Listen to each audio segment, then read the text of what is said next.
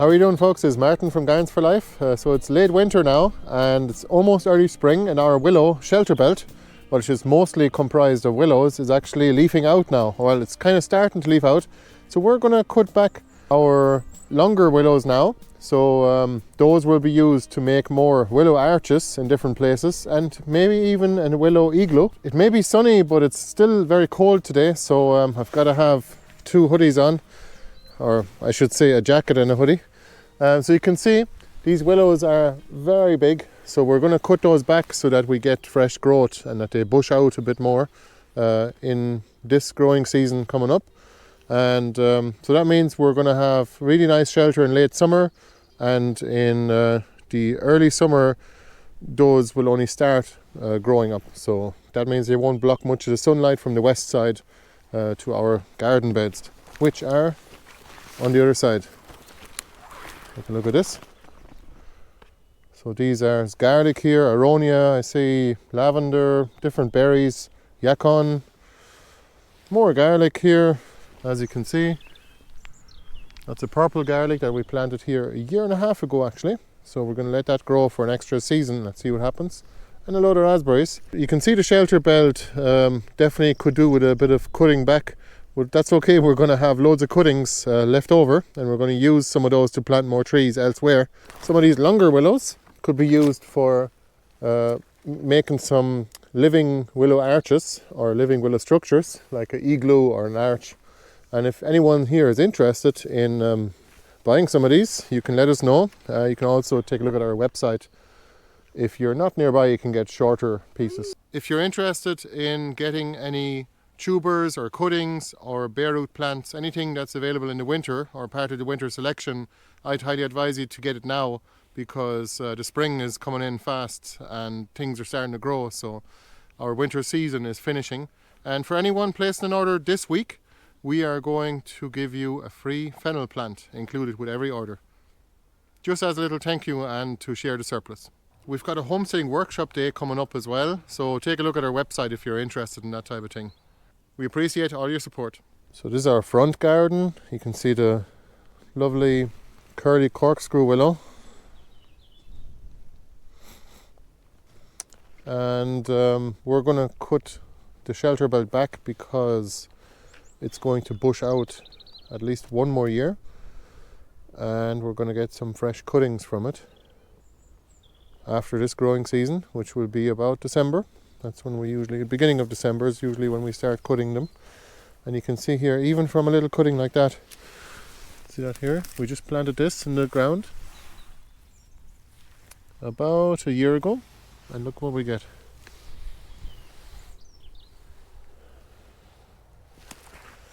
I mean, you get fairly long bits already, maybe about 8 feet long, even after the first year. As long as you can keep the grass off them, they'll grow very quickly.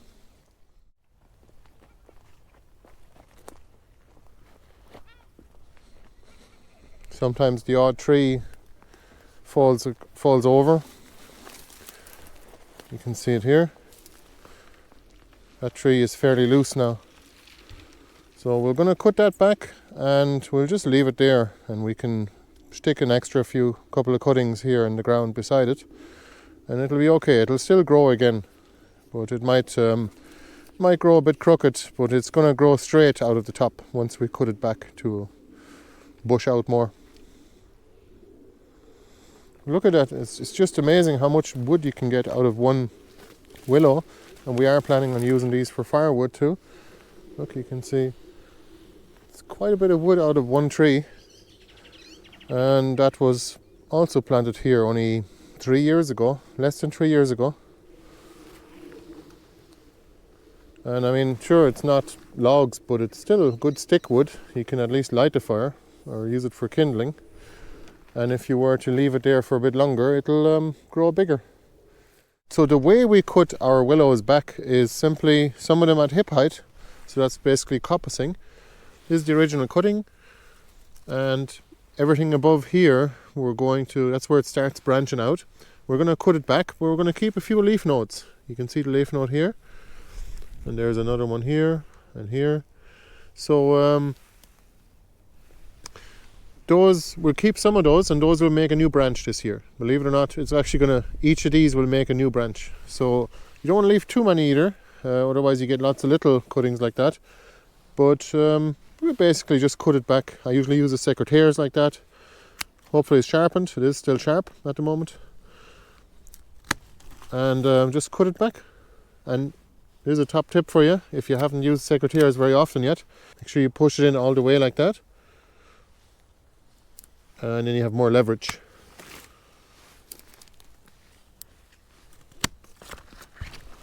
Oh.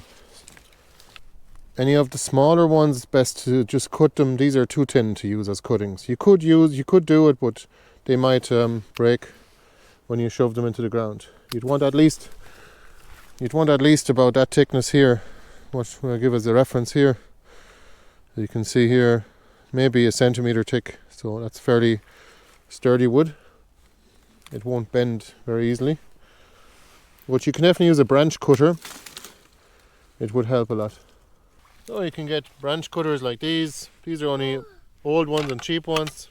This is a little job for €12. It's not bad. These are handy because you can actually extend the arms. And they're not expensive. But obviously a proper one from Felco, for example, would cost you a fortune, I guess. Probably €150, considering the little secateurs is 65. So with the majority of these willows, we cut them back somewhere close to the bottom. Like maybe at hip height, and that's called coppicing. But then you can also do something called pollarding, where you cut it back a bit higher up, and the idea is that the livestock can't eat the fresh growth, and that's a technique of growing wood from Holland, actually, from a long time ago. I believe it's hundreds of years old, that technique. We like to coppice some of our willows higher up, as in pollard them, because up here there's actually a lovely spot for a bird's nest. And oftentimes we do actually get birds in our willow arches, which is lovely. But you can see how dense the Shelterbelt is, especially in the summertime, obviously, when it's leafed out. Even in the winter time, the wood does protect the garden somewhat from all of the cold northwesterly winds, and also gives a little bit of privacy in the winter from the road. Especially in the summertime, we need shelter in the late summer, because our vegetable crops will have large leaves, and all the other crops too, and flowers. And those need to be protected from the wind, which usually comes from over there. I hope that's not another storm brewing.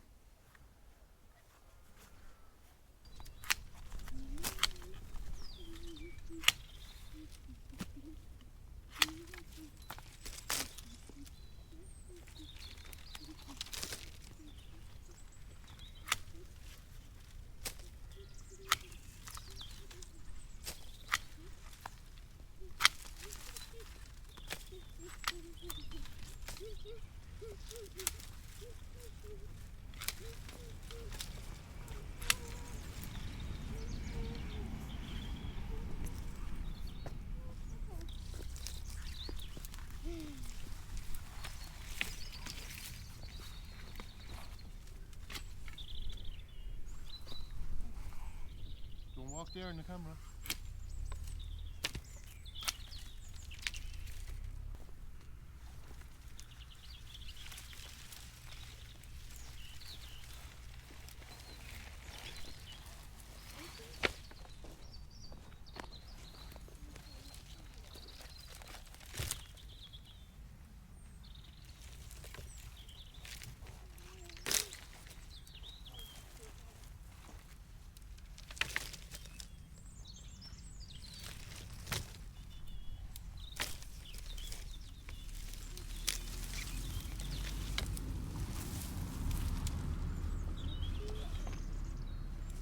I just want to show you this too. This is about maybe 3 inches in diameter, maybe a little less.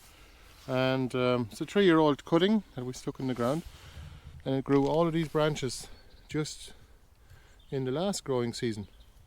We cut those back now, and we kept some, and it'll grow back lots of cuttings for us, hopefully, this year. That's just one tree out of many. Again, you can see here all the little ones. Some of them are usable, some of them we'll just discard and put them into our insect piles.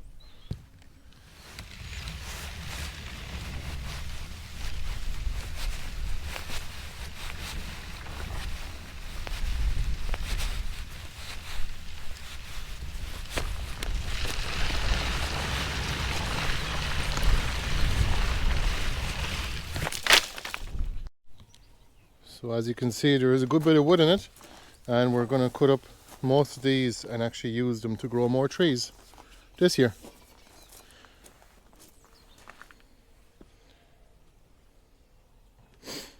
And for those of you wondering about the flowers, don't worry, we've got lots of things planted, especially for the bees and all the early pollinator food and nectar, all the forage sources.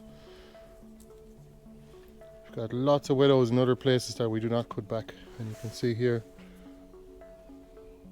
the nectar here.